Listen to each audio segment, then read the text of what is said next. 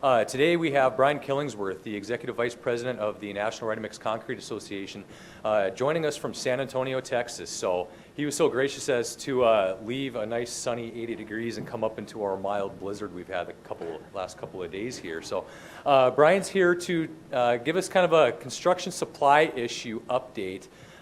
Just from the national perspective. In Brian's role, he's works all around the country, deals with everybody from California, Oregon, Virginia, North Carolina, Texas to North Dakota, so, and everywhere in between. So very well adept on everything.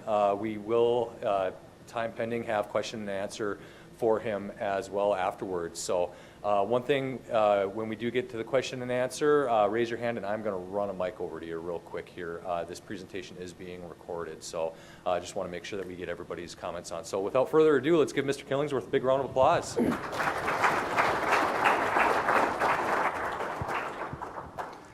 Well, thank you, Brian. Howdy.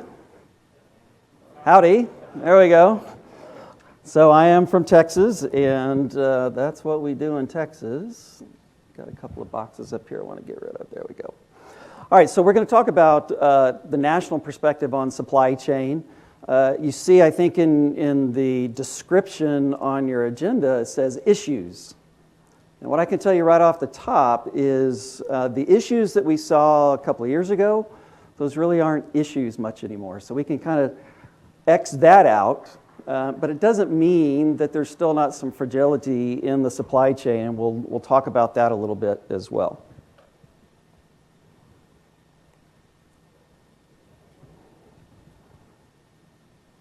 Okay, hold on. There we go. All right. So, NRMCA, we were established in 1930. We're a national trade association that represents ready-mix suppliers and associated vendors. And we represent the industry both to external audiences like you, and then we also focus efforts internally to ready-mix producers to help with things like safety, environmental operations, and that type of thing.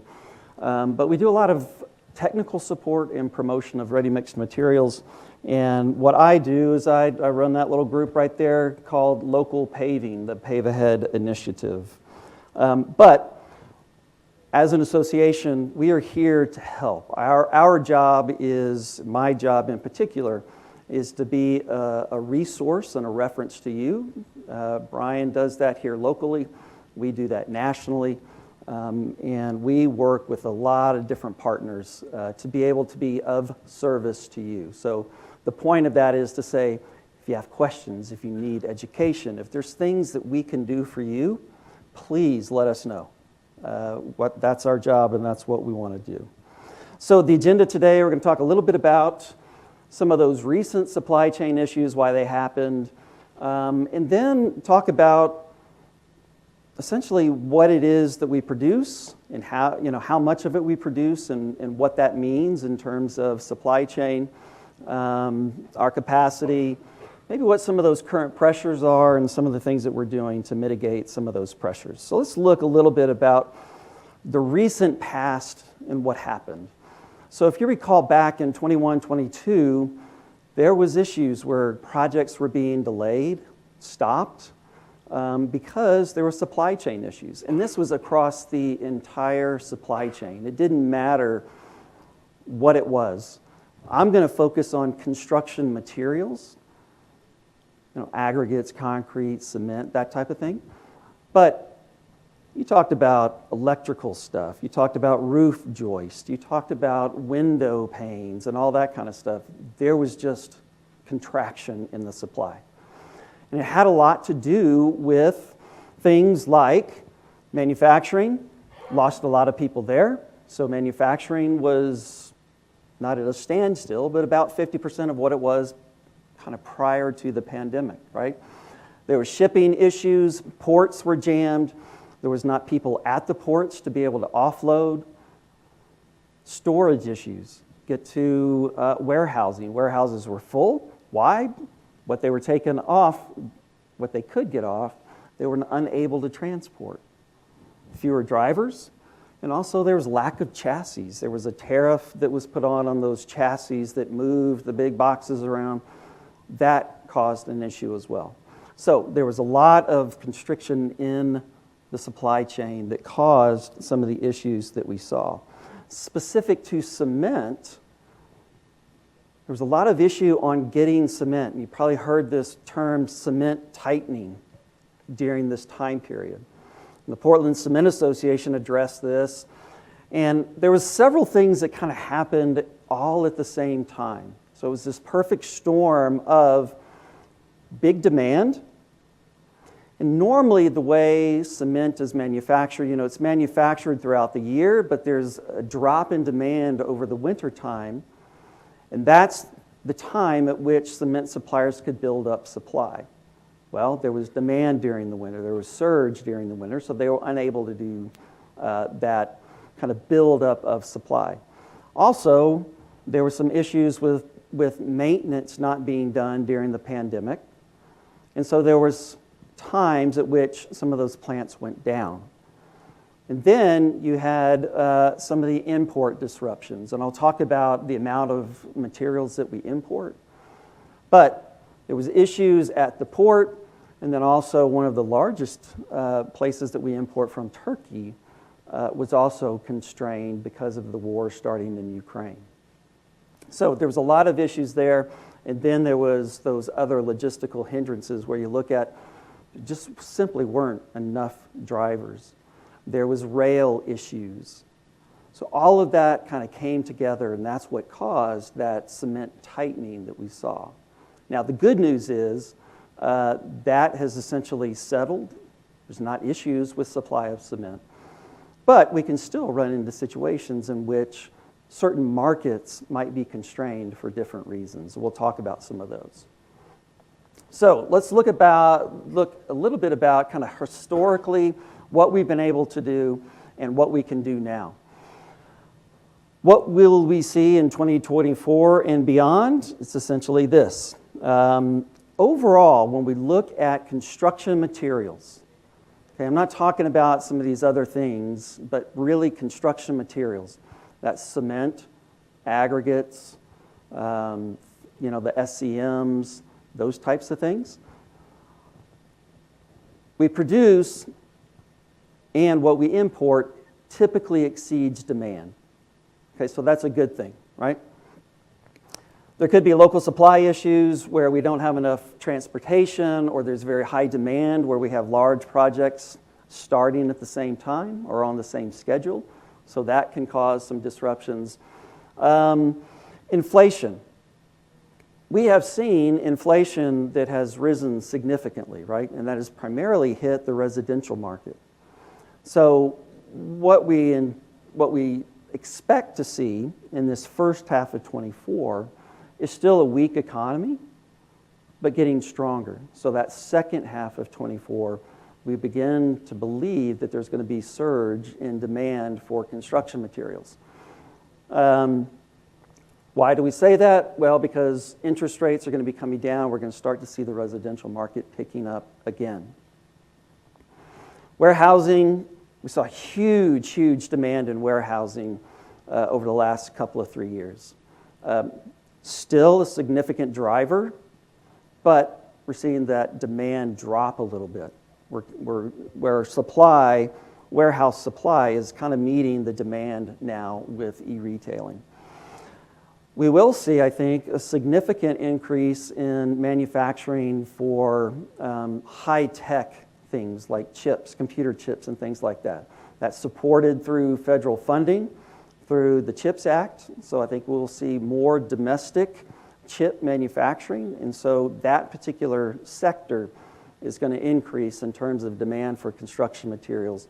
We will see labor shortages that will continue. And kind of the bottom line is supply chain is good, but it's still fragile. And we'll talk about some of the reasons why it's fragile. When we look across all of the different types of construction materials, and here we're just looking at aggregates, but if you look at 2023, what did we see? There was a drop in demand of about 3%. This is construction aggregates for concrete, Hot off the press, we dropped from 2022 to 2023, our demand dropped about 2.3%. Okay, so over the last year, there's been a drop in demand of construction materials. Why? Primarily because of the drop in the demand of residential housing. But what we did see is very strong performance and very strong balance sheets for a lot of the construction material suppliers. So when you look at revenue, when you look at earnings for construction material suppliers, the balance sheets are still very good. When you look at a particular index, the construction materials index, and you compare that to stock market, either the Dow Jones or the S&P 500, you can see the construction materials index actually performed better than typical stock markets. All right. Part of that had to do was rise in cost. So we saw some inflation, but also we saw a rise in the cost of materials, and profits were higher. Okay? The whole point of pointing this out is this. Because there has been some decline, we were expecting to see some decline in revenues. That didn't happen. That means that there's still good balance sheets. That means that there's not companies that are going to be struggling. And it does mean that these companies will be able to provide, again, when the surge in the market, the second half of 24, begins. So we'll still see, I think, suppliers be able to fulfill demand when the demand starts to come back. When is that demand going to come back? This kind of gives you an indication of that. So what we have seen is inflation rise significantly, right? And you saw a pretty significant drop-off in both the commercial and the residential markets. The Fed has been responding to that. So you've seen interest rates go up very, very high.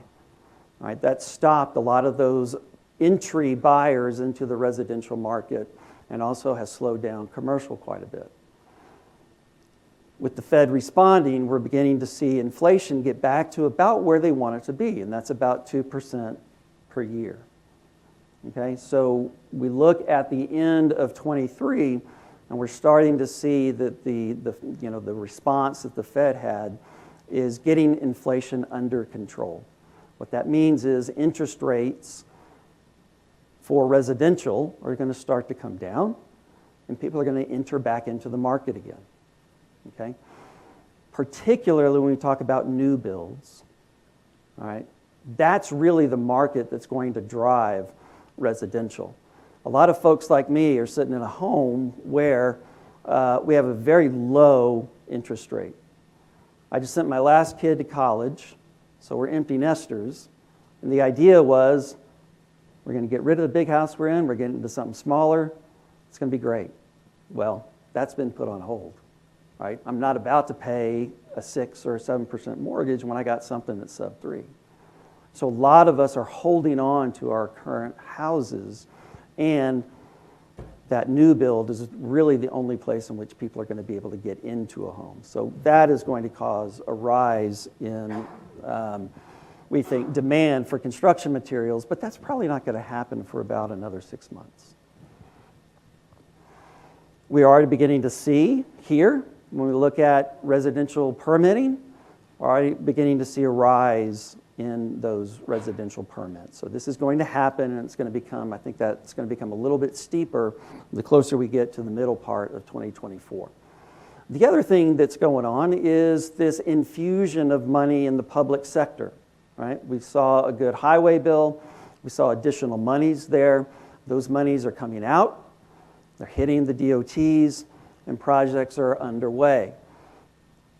On top of that, we're also seeing projects to handle things like resilience, make our infrastructure more resilient to some extreme weather, and also incorporating sustainability into our decision-making, in particular our procurement of construction materials.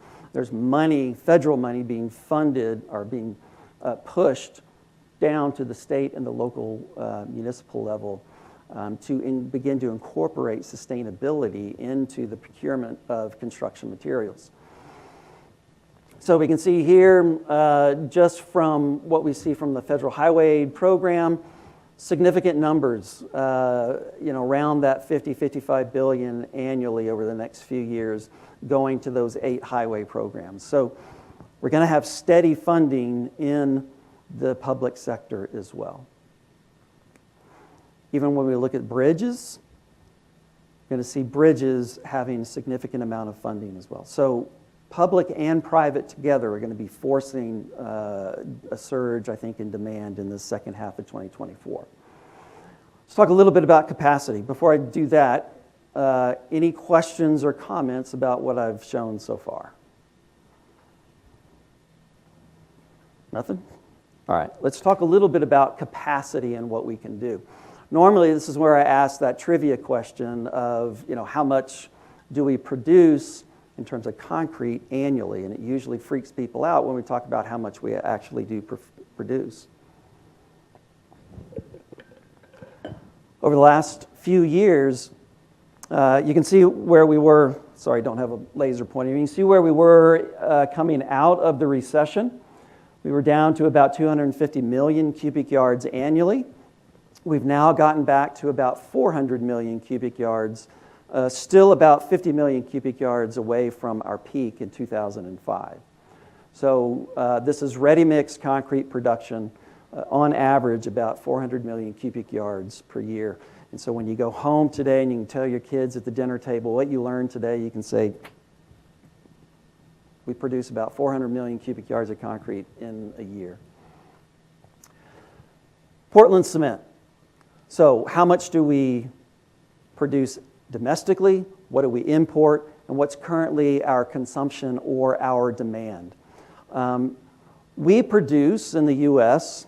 generally about 90 to 100 million metric tons of cement annually. And we import somewhere around, maybe that 20 million-ish metric tons. Now, we also export some out, but that 90 million metric tons will be able to help us produce about 390 million cubic yards of concrete. Okay? So what we produce in the U.S. essentially equates to what we can produce in terms of ready-mix. All right? Now, there's other uses of cement, and our imports kind of help make up that gap. You can see that blue line at the end, that's our consumption. So normally what that means is everything that we produce and everything that we import minus the exports, we're able to take care of our consumption in the U.S.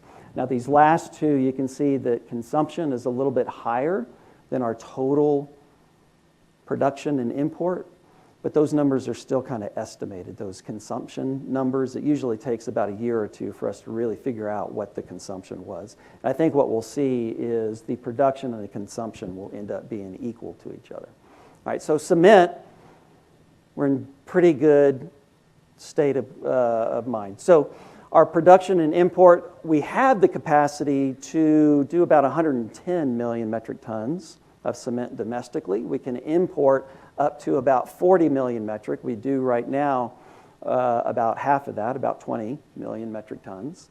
4 states are our top producing states, Texas, Missouri, California, and Florida, and they are about 45% of the total production of cement in the U.S. Now, what might constrain that? Closed plants, idle plants, plants that are undergoing maintenance, maybe not utilizing our full capacity at others. But then also, sometimes in some areas, it's just cheaper to import than it is to buy domestically. All right, so that's why we might be constrained there. You can see about 70 to 75% of the cement in the U.S. goes towards ready-mix concrete. The other bits go elsewhere. Let's talk about Type 1L. So Type 1L is Portland limestone cement. It's a blended cement. We're moving away from the ASTMC 150, the Type 1, 2 cements, Type 4, 5, those types. We're moving away from those and getting more to the blended cements. There's a reason for that. It's all about sustainability. You can see this graph here shows how quickly that transfer has happened. Back in January of 2020, we were only about 2.5% of the cements that were shipped and sold in the U.S. were Type 1L cements. We are now over 50% nationwide in terms of Type 1L. And I would imagine by the end of 2024, that number is probably going to be about 75 or 80%. Okay, so Type 1L cements will be the majority of cement that is shipped and sold in the U.S. State DOTs have accepted it. It's getting accepted in other jurisdictions as well. The one thing I will say about this, and we'll talk about this a little bit later, we're going to see different types of blended cements hitting the market as well. Okay, pozzolan cements, ternary cements, we will see those more and more hitting the U.S. market. So a little more trivia. This is always fun to show. I said we produce about 100 million metric tons a year. Look what China produces. 2.5 billion metric tons a year. Okay? So we produce this, China produces that. It's significant. When you take China and other off and you look at that graph, you can see how we kind of match up with the rest of the world. But India still produces a significantly more amount than most everybody else. But they are still far under what China produces. Okay? So you can kind of see where we get. And where we get our imports, Turkey, Spain, we get some from there. Vietnam, the Philippines, that's typically where we get our imports from. All right, that's cement. SCMs. So if you look at coal combustion products, these are the ones that produce fly ash, bottom ash, boiler slag, what we call FGD, the flue gas desulfurization material. You can see we produce a fair number of that, or a fair amount of that. The light blue line is about how much of it we use. So the difference between those two is how much we send to waste. Okay, so we don't use nearly as much as we produce annually. That right axis there shows how much. Typically, we use about 50 to 60% of those types of materials. When we look just at fly ash in general, you can see fly ash is dropping off. Why? Not nearly as many coal-fired power plants, right? So we still use a fairly significant portion of it, but we're seeing less and less of it. There is going to be different types of ash that enter the market, plus we will be harvesting ash more and more, and we'll see that. Right now, about 62% of the coal ash that was used, or that was made as from the coal fire burning, is recycled. So it means we use about 62%. This number, 4 million tons of wasted ash, is currently being harvested and reused. And I think we will see that number going up and up as we see the fly ash market go down and down in terms of the number of coal-fired power plants. So it's about 8% of the, or 9% of the volume of ash used was actually harvested and reused. You can see coal fly ash went down by about 1 million tons, and that's really because certain markets are shifting supply from those coal-fired power plants. And in areas where we do have excess supply of fly ash, it's not always cost-effective to pick that stuff up and move it and transport it. Right? And then you can see fly ash typically is used in cement production, or can be used in cement production, and it's going up. It's about 8% of it was used last year. All right, aggregate production. Again, we typically produce more aggregate than we need. This graph right here, I did not include recycled aggregate, and I did not include imports into this. So you'll see the consumption of aggregate is higher than what we produce, but that delta is made up by recycled aggregate and some import. We don't import aggregates very much. Typically when we do, it's for specific reasons because of quality and things like that. Mostly it's crushed stone and sand and gravel, natural sand and gravel domestically that is where we get our aggregates. But you can see there, pretty good amount of aggregate produced in the U.S. per year. Steel production, we generally produce more steel than we consume because we do export steel.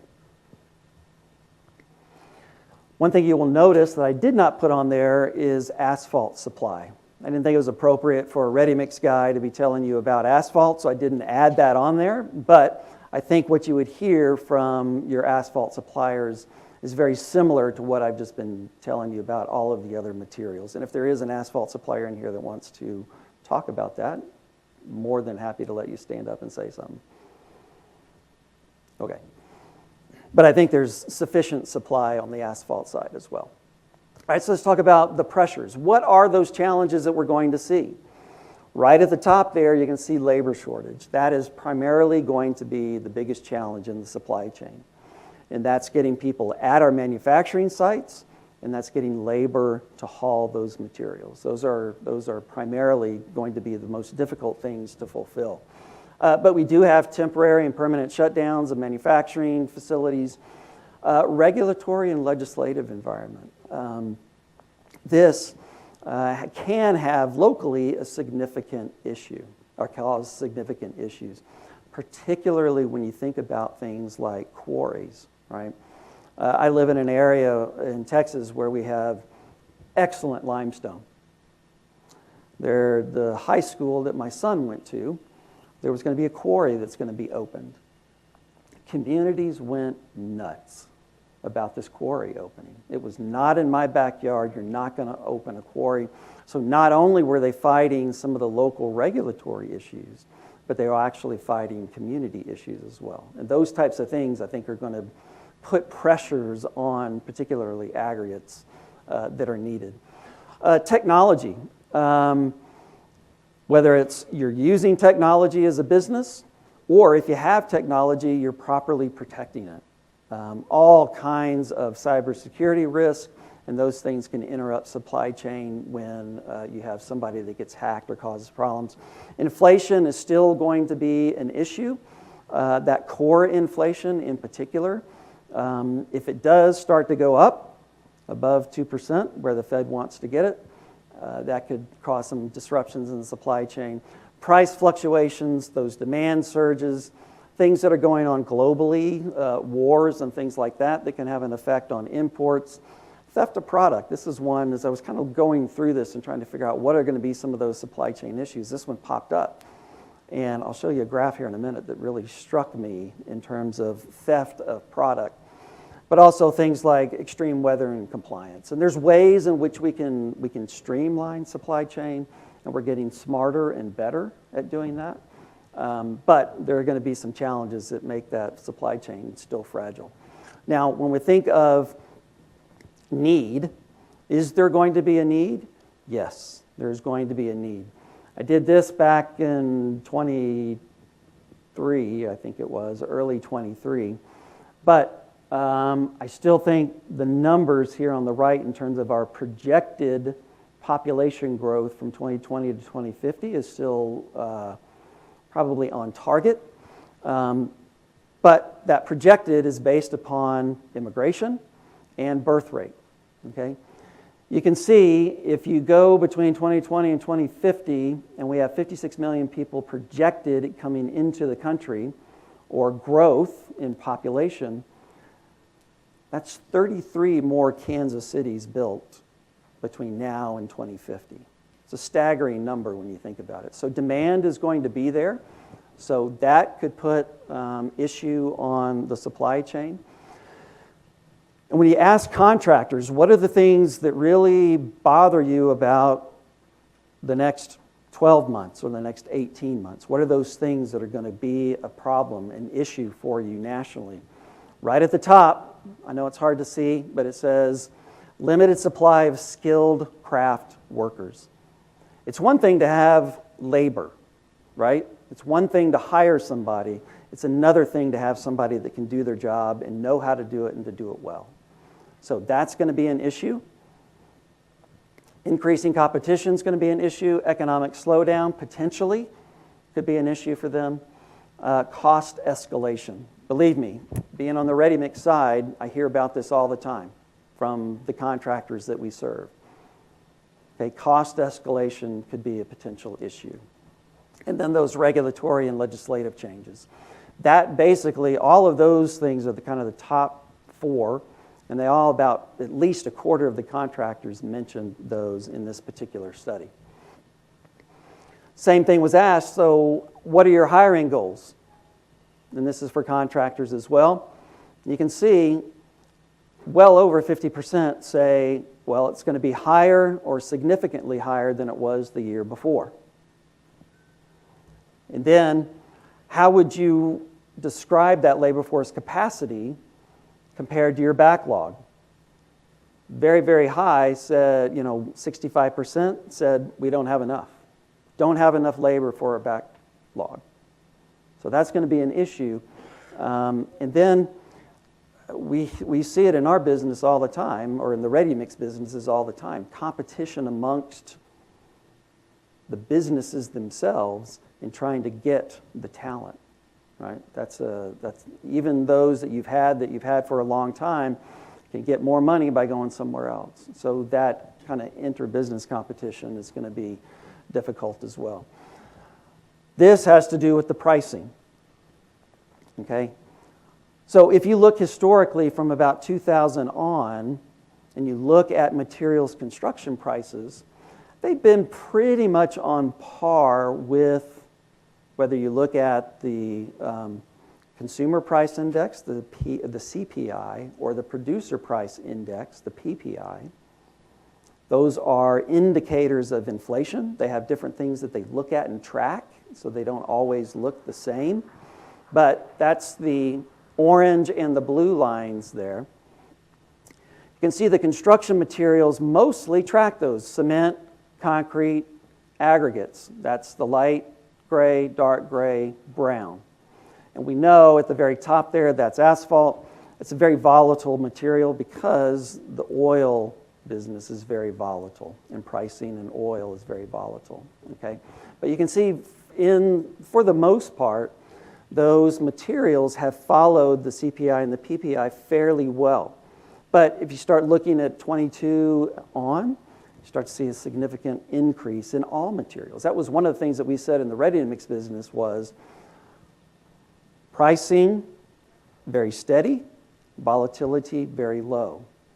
Over the last couple of years, we haven't been able to say that, particularly in terms of pricing. Pricing has gone up at a rate that's different than it has been for the last 20 years. So pricing will be a bit of a challenge for all materials. And there's going to be some other things that affect us. Movement of materials, rail, that seems like it's at least steady now. But we have waterway issues, particularly when we think about the Mississippi River. Significant drought, and there also has been some flooding issues in the recent past. But there's a lot of product that moves up and down the Mississippi. So when you don't have those large barges that can move, it doesn't always just disrupt those states along the Mississippi. It can disrupt states away from the Mississippi as well. Okay, because they'll move north to south and south to north, and also move to the coast. So the Mississippi, particularly when we have drought and you have those barges that come to a standstill, that can be a bit of a problem. Theft of product. This is the one that kind of struck me as I was getting this prepared. So when we look at manufacturing and people that are losing, suppliers that are losing product, I would not have thought that construction materials would have been a significant portion of that. But this is showing that anywhere from 6 to 8% of materials manufactured for construction materials is being stolen. Not a number that I expected, but there it is right there. 2022 it was 8%, 23 it was 6%. So maybe this isn't people walking off with a bunch of aggregates and things like that, but there are other portions of the supply chain in which this is a significant issue. All right, well, so what are some of those supply chain pressures that we may see? Again, global extreme weather. We see all kinds of things that can happen. Right there in the middle, the Panama Canal. There's been severe drought there. And so there has been a backlog of ships trying to traverse the Panama Canal. That can have an impact on, not all construction materials, but construction products getting to the U.S., or at least portions of it. Another thing that we're going to have to consider significantly, and is already beginning to start, is this idea of sustainability, and particularly sustainability in procurement of materials from public agencies. What we have seen in the commercial market is things like LEED has driven the use of sustainability as a decision maker for materials. Do I use this material? Do I use that material? Be transparent about your environmental impact. We get that asked all the time as a material construction provider. So we're seeing that there, but we're also seeing it in the consumer market, where consumers are driving this sustainability and resiliency in everything that they purchase. Whether it's a box of cereal or bread or things at the home, sustainability is becoming a driver. Hey Brian, what's the world's most popular material? Well, that's concrete. So isn't that a big part of the reason why it's a big part of all these stats? Yes. Isn't that pretty simple? I mean, maybe I'm oversimplifying it. Yeah.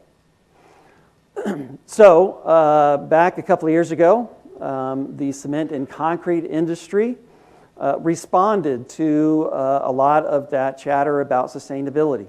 Put together a roadmap to be able to get to carbon neutral by 2050.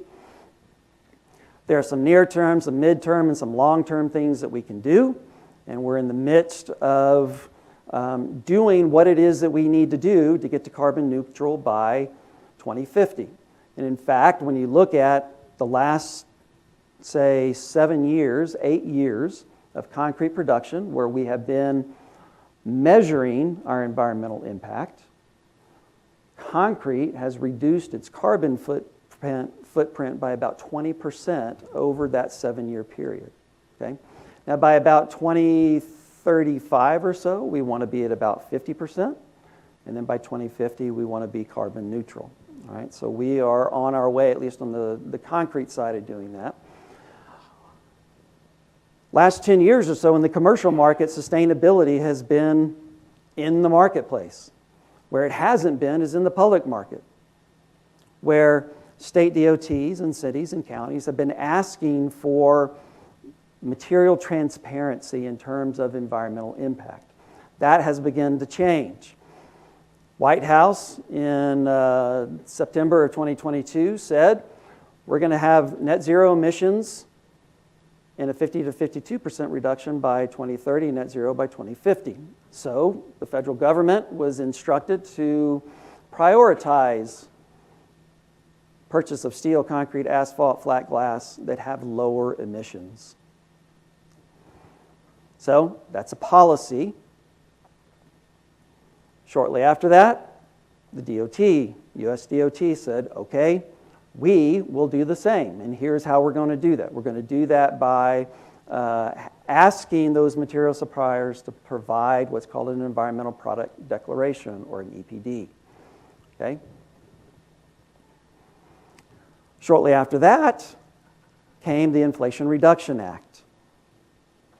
In there was significant monies given to the GSA, the General Services Administration, and to the Federal Highway Administration to procure low-carbon materials. About $2 billion for each agency to be able to do that. And then the EPA was given the job, essentially, to say, well, here's what a low-carbon material is. So we gave a regulatory agency the ability to tell us what a low-carbon material is. That scares me to death, but it's what happened. So this is what was happening. You had policy coming from the White House. That's the action and initiatives. Policy doesn't really mean much. What's meaningful is what comes out of Congress, what's put into law, and that was the Inflation Reduction Act and even some of the clauses in the IIJA. Okay, so there is money behind those policies now. So we are beginning to see the Federal Highway Administration, I think we'll see in the next couple of weeks, the Federal Highway Administration announce how states, federal land entities, even municipal governments can get their hands on that $2 billion. The other thing that I think we'll see is industry adopting this zero impact manufacturing. Beginning to see this already in terms of EPA regulation, but I think we're going to move more towards companies making a commitment to say that we're going to have zero impact manufacturing sites and projects. All right, so how can we mitigate supply chain issues? So I already mentioned we're moving away from these ASTMC 150 type cements. We're moving now towards blended cements. I mentioned that type 1L is already in the marketplace. I think we're going to see more and more of these other types of cement, pozzolan cements. We're going to see more combinations of cements. One in particular is what's being referred to as an LC3. What that means is you have an ordinary Portland cement, you add the limestone to it, that's a type 1L, right?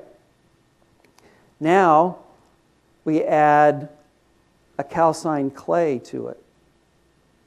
And we do that in a proportion of about 35% calcined clay, about 15% limestone, and then the rest is the ordinary Portland cement. Those types of cements, I think, are going to be entering into the marketplace. And if you were a little scared and worried about just the introduction of type 1Ls, I think the introduction of some of these other cements is also going to cause us to change the way that we do things, the way that we produce materials, and also the way that we utilize them in the field and do our finishing and things like that. There's going to be a lot of other alternatives that are going to hit, all types of things that I think are going to be hitting the market. And also, as we manufacture cement, we will be doing that differently as well. So all of these things are going to cause us to have to kind of stop and think a little bit about our specifications and also about how we do things in the field. Now, there's all of these options that are available to us, but how much of it are available to us is what's really going to drive the marketplace. Other things that we're doing, digitizing the supply chain, I think we're seeing that become the norm. E-ticketing, making sure that all functions of the supply chain can converse with each other and do that very easily, be able to see it up on a screen, know where your stuff is coming from, ordering it, paying for it, all of that kind of stuff is going to be making that easier for us to manage the supply chain. Then what are we going to do about workforce? There are a lot of entities like NRMCA that are trying to bring workforce along. We have something called Deliver Your Future. It's to help bring people into the ready-mix business and get them to be what we call delivery professionals, because that's what they are. Those that are driving our ready-mix trucks, we want them to feel like that they are part of a profession and that they are professionals in their job, and we're working towards doing that and bringing more people into the workplace. All right, that's a little bit about supply chain. I think we've got a few minutes, right? Okay. Oh, there we go. All right, we got about 6 minutes left here of this session here. So, anybody have any pressing questions or anything for Mr. Killingsworth? Yes, Mr. McCormick. Thank you for being here and for that, Brian. Mm-hmm. So, I'm surprised that we're making that much progress with the carbon footprint with Portland cement or concrete because of the China numbers. And the air above China, west wind can blow right above us in America or anywhere, right? So is it somewhat laughable that we're shutting down coal plants and regulating industries, including Portland cement? Are we really having that much of an effect if China doesn't do any of those practices? Yeah, so that's the comment that we hear commonly. So that number, that 20% reduction, that's for U.S. manufacturers of cement and concrete, right? I would say that they have probably, would fall within the same realm, right, in terms of their improvements. So, but it's meaningless, right? It's meaningless until we can get India and China to agree to do the same things that we're doing here. That's way beyond my pay grade. So all I know is we can control what we can control, and that's what we do. But it's a very valid point. All right, any more?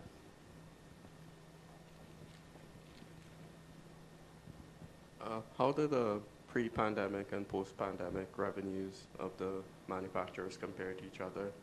And what incentives do they have to ramp up production if they're doing great with their revenue streams? Yeah. So the question was, pre-pandemic and post-pandemic, when you look at balance sheets of those large producers, were they similar, the same? I would say that yes, they were. One thing that we're seeing in the industry that's causing some of these balance sheets to become stronger and stronger is consolidation. I've got my own personal opinions about it. I would like to see more independent producers, right? But the way things are moving, we're seeing significant consolidation. It's good from a standpoint of being able to have a large organization that can supply and ramp up when you need to, because you've got significant monies to be able to do that, right? So it's not a bad thing, but there's also, from a consumer standpoint, a competition issue with it, right? So, but I would say that the difficulties that people had during the pandemic have essentially been taken care of, right? So their balance sheets are strong. What's the incentive? More profit. That's the incentive, right? If they're not getting into the game by ramping up supply, then they're going to, those earnings numbers that you saw are going to drop. So the incentive is simply to match whatever is needed in the marketplace. All right, we got time for one more question.